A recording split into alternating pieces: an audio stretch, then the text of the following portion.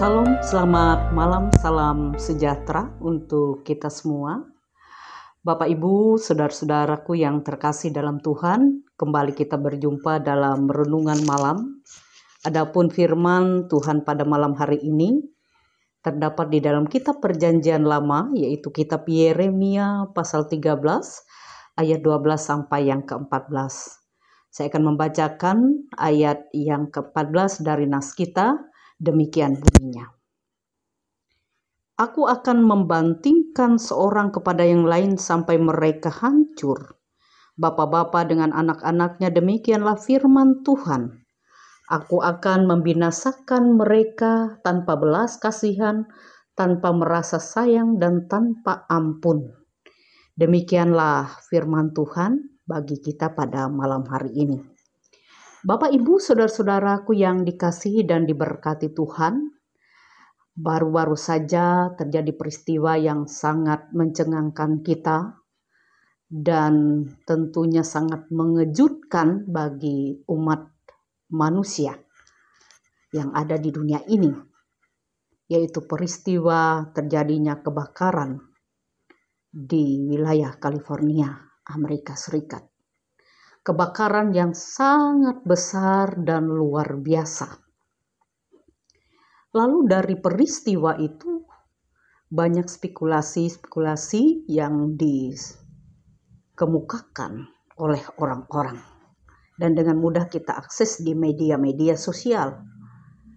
Nah, ada satu hal yang menarik ketika dikatakan sebelum peristiwa kebakaran tersebut, ya, ada satu acara yang sangat besar dilangsungkan di sana dan ada yang boleh dikatakan mereka mengolok-olok Tuhan. Ada juga yang mengatakan sebelum peristiwa itu terjadilah satu peristiwa di mana orang yang berteriak menyampaikan firman Tuhan di jalan-jalan katanya, supaya orang-orang yang ada di sana bertobat dan kembali kepada Tuhan, kembali mengingat akan Allah itulah satu-satunya Tuhan dan Juru Selamat. Nah, Bapak Ibu, terlepas dari apapun yang terjadi saat itu, berkaitan dengan peristiwa kebakaran yang besar, kita tidak bisa menghakimi.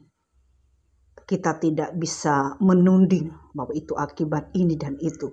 Tetapi satu hal yang pasti sebagai anak-anak Tuhan kita boleh belajar dari situ. Bahwa masa-masa ini adalah di mana masa-masa Tuhan selalu mengingatkan kita. Di mana Tuhan selalu ingin memperingatkan kita. Menyadarkan kita. Dan Tuhan ingin kita bertobat dari dosa dan kesalahan kita. Sebagaimana yang disampaikan di dalam kitab Nabi Yesaya, bahkan kalau kita melihat dalam kebenaran Alkitab, khususnya di dalam Perjanjian Lama, sebagian besar catatan atau kisah hubungan antara Allah dengan umat Israel, di mana hubungan itu banyak diwarnai dengan pemberontakan Israel dan ketidaktaatan mereka terhadap hukum dan kehendak Allah. Dan akibatnya Allah menjadi murka dan menghukum mereka. Akan tetapi hukuman yang Allah berikan bukan tanpa peringatan. Terlebih dahulu Allah menyampaikan sesuatu kepada mereka. Allah bertindak dalam perencanaan. Allah bertindak dalam kasih-Nya. Oleh sebab itu manakala Allah merencanakan suatu ganjaran akibat ketidaksetiaan umatnya, selalu ada waktu dan kesempatan yang diberikan oleh Allah untuk umatnya dapat menyadari kesalahan dan perbaiki diri.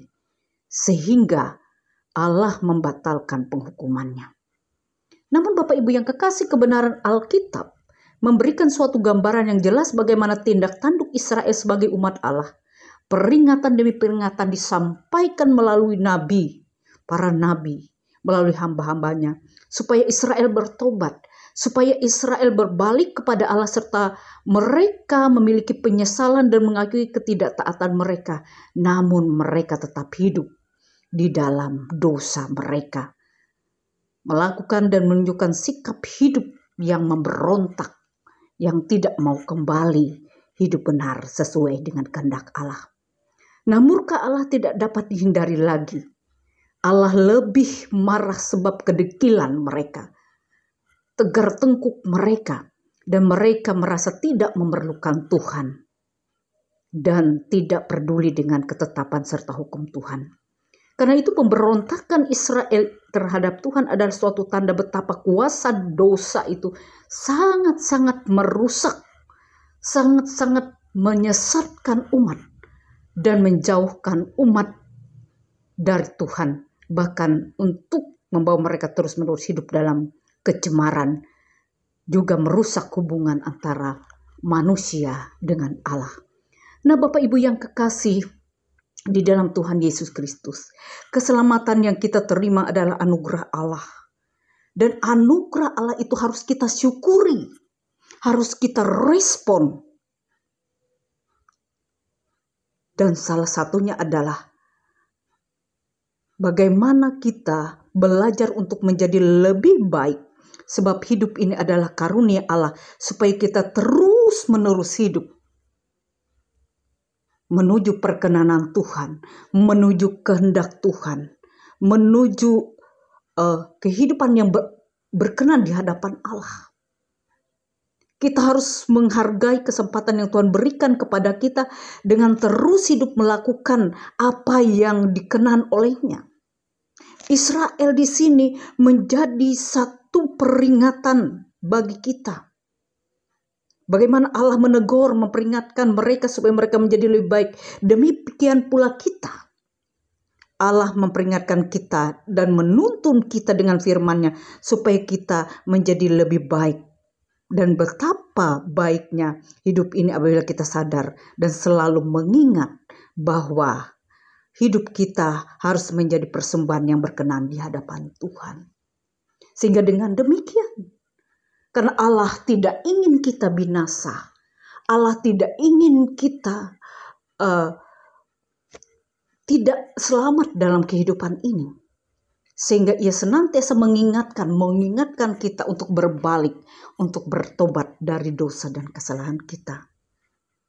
Dan biarlah dari firman Tuhan ini menjadi satu peringatan bagi kita, menjadi satu pengajaran bagi kita untuk dapat menyadari dan menginsapi bahwa kehidupan seorang Kristen bukan hanya sekedar dia beragama Kristen, tetapi bagaimana dia menjalani kehidupan imannya, menghidupi firman Tuhan itu, dan menunjukkan satu teladan yang baik, menjadi berkat bagi orang lain.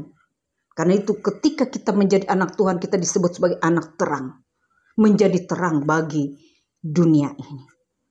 Karena itu saudara-saudaraku yang kekasih dalam Tuhan, biar melalui kebenaran firman Tuhan saat ini menyadarkan kita, mengingatkan kita, bahkan memberikan kita kesempatan untuk bertobat, untuk hidup lebih baik di hadapan Tuhan.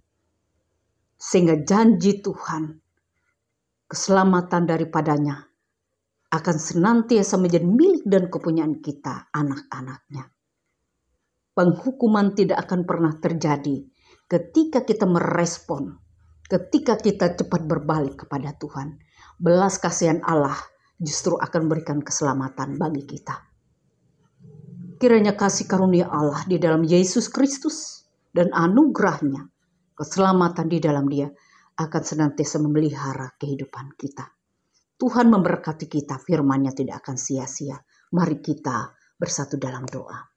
Dengan penuh ucapan syukur kami berterima kasih Bapa buat firman-Mu, buat pengajaran-Mu. Engkau selalu mengajar dan mengingatkan kami dengan segala hal, dengan berbagai cara, agar kami boleh berbalik kepada Tuhan dan kembali kepadamu. Karena itu kami mohon kiranya teruslah menuntun kami dengan belas kasihan Tuhan, dengan kesabaran Tuhan yang begitu panjang, luas, dan lebar, sehingga kami umat-Mu tidak binasa, tetapi beroleh keselamatan dan hidup yang kekal.